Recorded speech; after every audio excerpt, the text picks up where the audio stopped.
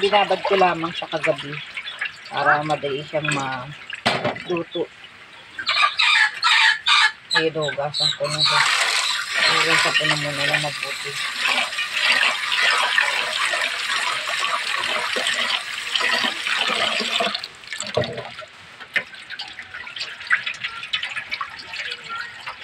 Okay na ito.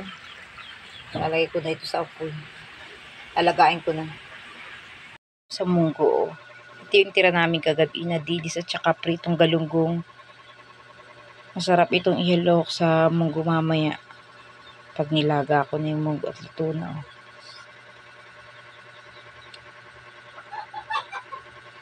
Lagay ko na yung pritong isda at saka pritong dilis. Kumukulo-kulo na siya. Nilagay ko na kanina. Para ma-absorb yung lasa nung prito, inilagay ko na habang siya kumukulo. Tapos, ang gagawin ko dito, pipiratin ko muna yung munggo. Pipiratin ko. Yung ginagawa ko. Nilagay ko na rin ang sibuyas. Patakiban ko muna guys. Pakukuloan ko muna at palalambutin ko ng gusto yung munggo. Tapos ako'y naghihiwa dito ng bawang. Lalagay yung bawang ko.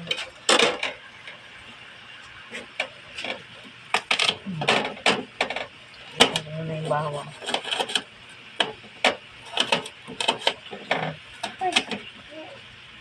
Sama pang balat.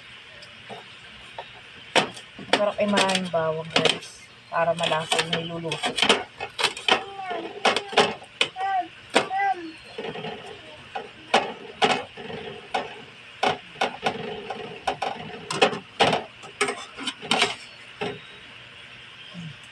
Lalagay ko na guys yung bawang.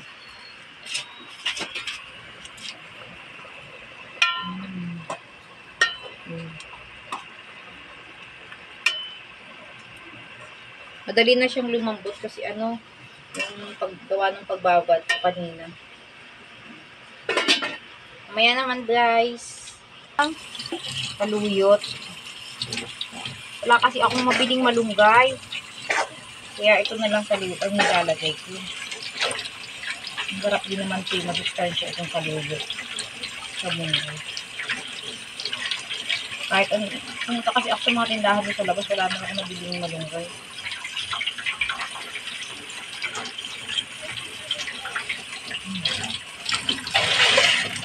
Gasan ko nila.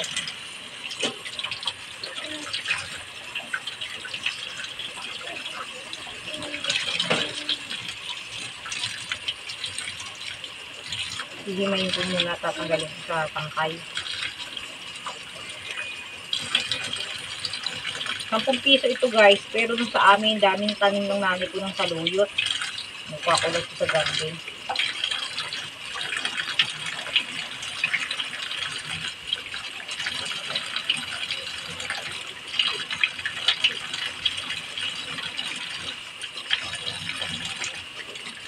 Tapos malinis na malinis.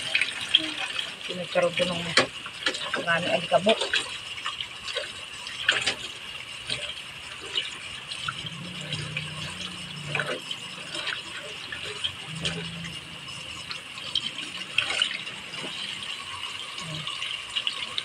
Hugasan ko ng maayos ito.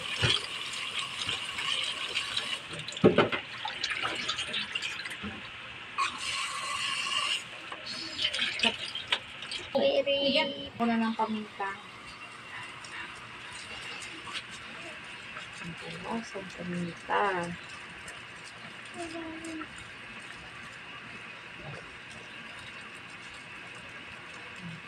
Paminta ito.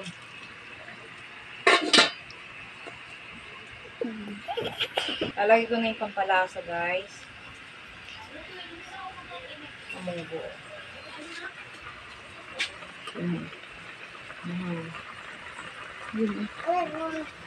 Haloin ko na.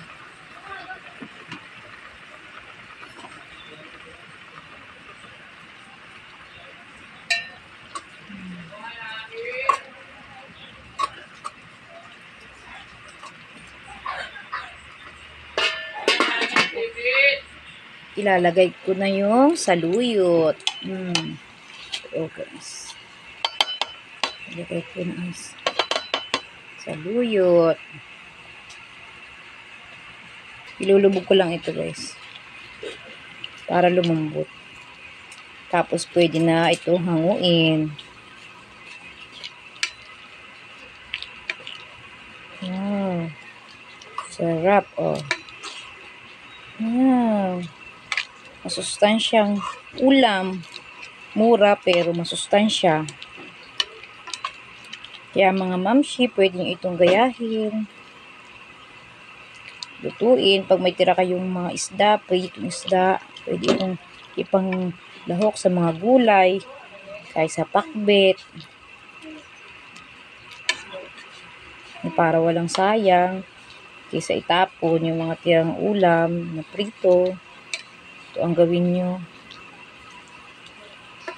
Para makatipid kayo sa ulam. Makakabigay pa tayo sa kapitbahay. Diba? Pwede na ito maya-maya. Kakain na kami ni Talia at saka ni Kuya Ethan. Pakukuluin ko muna ng mga 30 minutes. Ayan guys, pupunta muna ako sa kapitbahay ko at bibigyan ko sila ng ulam na munggo with saluyot, yung niluto ko kanina. Ayan, para naman yung mga bata ay may mahigop sila at makakain ulam na masustansya. Ayan, malapit lang naman. Nandito na ako. Oh. Hindi na ako kumatok sa pinto at wala naman silang pinto. Kurtina lang naman ang kanilang pintuan dito. Oh. Ayan, inabot na nung nanay. Ayan, mayroon niyang anak na kasing edad ni Talia. Kaya yun, lagi ko siya binibigyan ng ulam na luto kong ulam para naman yung anak niya ay may mga sustansyang ulam at saka dito nagluluto kasi masyado. Yun, nandito na luto na yung aming lutong munggo. Ay, kaunti na. Kumain na yung anak ko, si Ethan. Kasi tali ay sinubuan ko na din. Ako na ang nahuling kumain.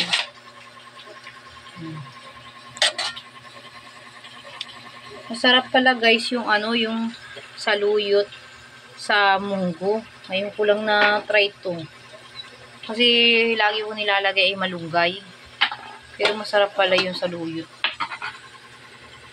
Kain na tayo guys. Wala ko nun. Guys, ito may binigay sa akin yung aking kapitbahay na hipon. Ito, hipon. Hipong sinabuan. Binigyan ko din yun ng nagpalit kami ng ulam. Nagpa siya ng munggo. Tapos binigyan naman ako ng sinabuang hipon. Kain tayo guys. Wow. Sarap nito. Harap.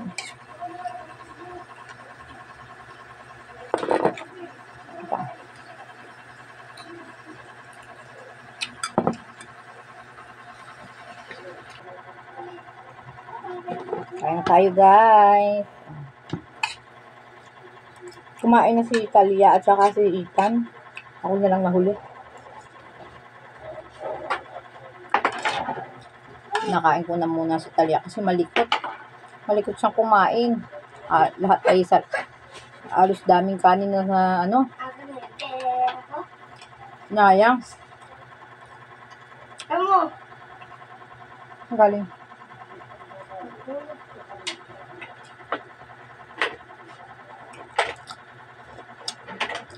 Sarap nun guys, oh. Binigyan ako ng hipo nung kapitbahay ko din, oh. Ang dami. Binigyan ko siya ng ng budin na niluto ko. Tapos ang kapalit naman hipon. Hinababa.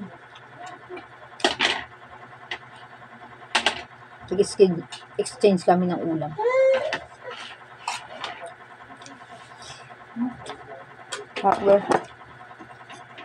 Sarap din ng nito.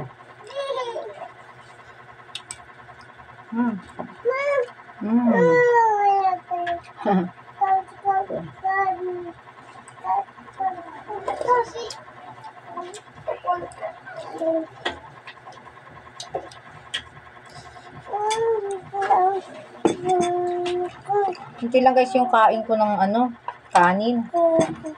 Kasi parang nabusog ako nung nilagang saging. Bumili ako kanina. Talya. So, gusto mo ulit kumain na rin? Nag-hi si Talya. Si hi daw Talya. Hi. Hi. Halika. Hi. Kain po tayo. Ayaw niya sa kuna. Hindi na siya nasanay sa kuna. Nilagay ko sa kuna kasi ang likot. Hi. Say hi. Hi. Hi ka Talya. Hi. Ginisang munggo, ang ulam ni Talya. Ginisang munggo. Tagal. Kain po tayo. Ay. Si Talya. Hello.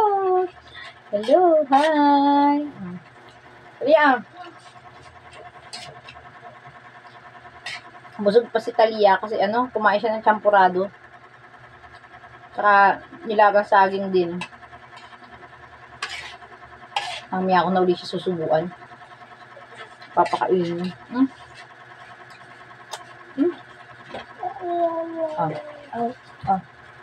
Gusto pang ulit kumain eh. Gusto talaga kumain ni Talya eh.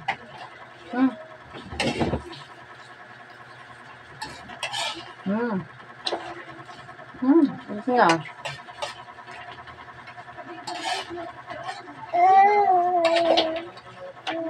Napakasusunod talaga guys ng munggo. Tsaka saluyot pala. Napakasarap. Ito yung isdang pinili ito. Hindi man siya durog. Hindi ko pa nasabaw anak ng munggo.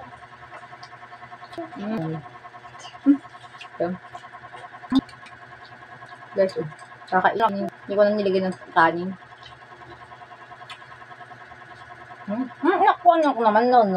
No, Bertie.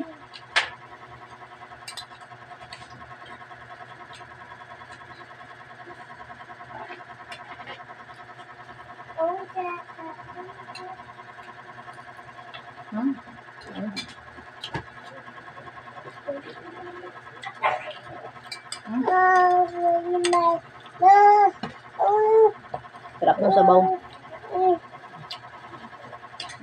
Lalaw sa taling. Hindi ko siya inalatan kasi parang nasa bata. Kay Talya. Napaka-delicious ng ulam ni Talya at napaka-sustansya. Busog na siya.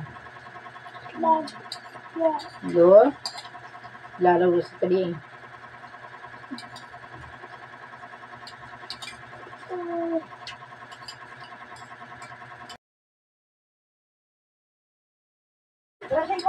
Guys, kakain ako ng hipon. Pig sa kapitbahay ko, napakabait talaga ng kapitbahay ko. Talagang, sarap ng ulam nila. Hipon pa, Anak ko sumunod ng hipon, Talya. You want hipon, Talya? Anak, wag.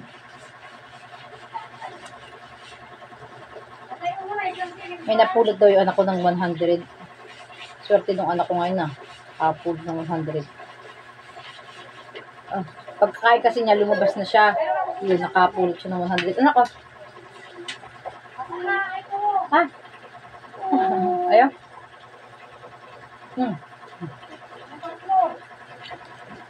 Bye guys. Mag-uubos naman ako ng pinjal. Na kami kumain. Bye. Thank you for watching. Bye na anak. Bye na Talya. Dito. Bye. Bye na daw.